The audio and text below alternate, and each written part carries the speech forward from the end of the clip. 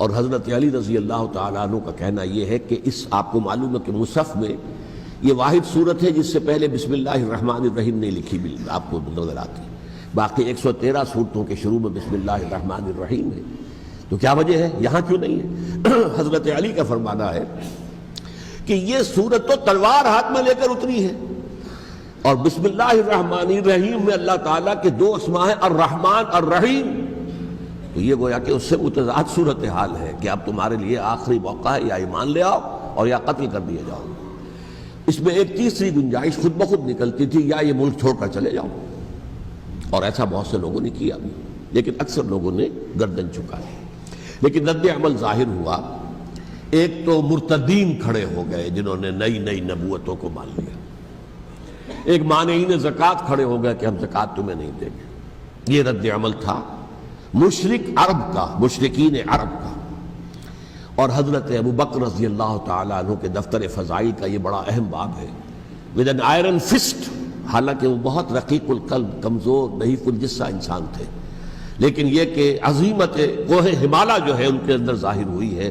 With N iron first انہوں نے ان ساری جو رد عمل کی جو تحریکیں تھیں انہیں کچل کر رکھ لیا، اور پھر پورے عرب کو گویا کہ اثر نو اس میں اسلام کے نظام کو کنسولیڈیٹ کر کے حضرت عمر کے حوالے کر دیا رضی اللہ تعالیٰ عنہ. حضرت عمر کے زمانے میں جو جنگیں ہوئیں اس میں سلطنت روما جو ہے، جو اس وقت کی دو سپر پاورز تھیں، سلطنت روما قیصر روم، ہیرکلیس ہرقل تھا اس وقت کا جو رومی جو قیصر روم تھا، حکمران تھا، شہنشاہ تھا، اور دوسری طرف ایرانی مملکت تھی، خسرو پرویز تھا. لیکن یہ کہ عیسائیت کے ساتھ اسلام کا اس طرح کا تصادم نہیں ہوا تھا حضور کے زمانے میں، بلکہ نجاشی رحمۃ اللہ علیہ نے تو مسلمانوں کو پناہ دی تھی.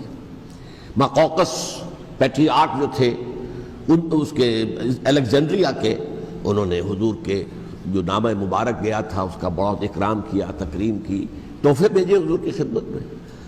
ہرقل نے بھی کوشش کی تھی کسی طریقے سے، جیسے کوئی 250 برس پہلے یا 300 برس پہلے، 300 برس پہلے جیسے کانسٹنٹائن جو ایمپرر تھا روم کا، اس نے عیسائیت قبول کی تھی اور ساری سلطنت عیسائی ہو گئی تھی، لہذا اس کی سلطنت باقی رہی، اس کی حکومت باقی رہی. اسی طرح ہم سب مسلمان ہو جائیں، لیکن اس میں وہ ناکام ہو گیا.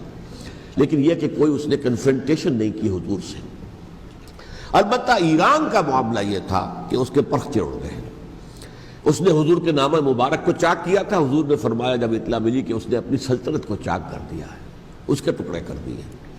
بہرحال وہاں رد عمل شدید تھا، اور ایرانی جان لیجئے کہ ان کے اندر بہت سٹرونگ نیشنلزم ہے، آج بھی ہے سٹرونگ نیشنلزم. لہذا ان کے ہاں رد عمل شدید تھا. ان کی تو سلطنت ختم ہو گئی، نسیہ منسیہ ہو گئی، وجود ہی نہیں رہا. لہذا وہاں سے جو کاؤنٹر ریولوشن شروع ہوا ہے وہ پھر ہرمزان جو ایک بہت بڑا جرنیل تھا، اس نے بڑی عیاری کے ساتھ اپنی جان بچائی تھی. یہ بڑا دلچسپ واقعہ ہے کہ وہ یعنی کنڈمڈ تھا اسلامی حکومت کی طرف سے، خلافت کی طرف سے، کہ وہ جہاں بھی پایا جائے اس کو قتل کرنا ہے. حضرت عمر کی عدالت میں لا کے پیش کیا گیا.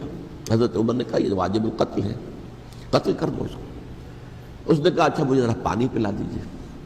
حضرت عمر نے فرمایا ٹھیک ہے بھائی پانی لاؤ، پانی دے دو. پانی کا کٹورا کہ مجھے پہلے ضمانت دیجیے کہ جب تک میں یہ پانی نہ پی لوں مجھے قتل نہیں کیا جائے گا. ہاں ہمارا وعدہ ہے. اس نے وہ کٹورا پھینک دیا پانی کا. کرو مجھے قتل کیسے کرو گے، میں نے وہ پانی تو نہیں پیا. اس سے اپنے آپ کو بچایا اس نے. بہرحال آپ اختلاف کر سکتے ہیں کہ حضرت عمر کو اس عذر کو قبول نہیں کرنا چاہیے تھا، لیکن بہرحال ان کی اپنی مروت اور شرافت تھی کہ اپنے وعدے کا پاس کیا. اس کی سازش سے ابو لولو فیروز اس نے حضرت عمر کو شہید کیا. یہ گویا کہ دوسری کاؤنٹر ریولوشنری موومنٹ تھی. انہوں نے یہ سمجھا تھا کہ یہ ساری چکی جو چل رہی ہے، جیسے چکی کی ایک کلی ہوتی ہے، وہ کلی جگہ سے ہٹ جائے تو چکی کیسے چلے گی. یہی بات حضرت علی نے فرمائی تھی حضرت عمر سے رضی اللہ تعالی عنہما.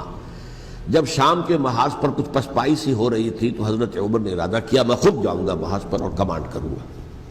حضرت علی رضی اللہ تعالیٰ عنہ نے فرمایا کہ نہیں امیر المومنین آپ مت جائیں. چکی اسی وقت تک چلتی ہے جب تک کہ کلی گڑی ہوئی. آپ کلی ہیں اس وقت اس نظام کی جس کے گرد یہ اسلام کی چکی گھوم رہی. آپ مت جائیں. لہذا حضرت عمر نے ان کی بات مانی، اس قدر صائب مشورہ تھا جو دیا تھا۔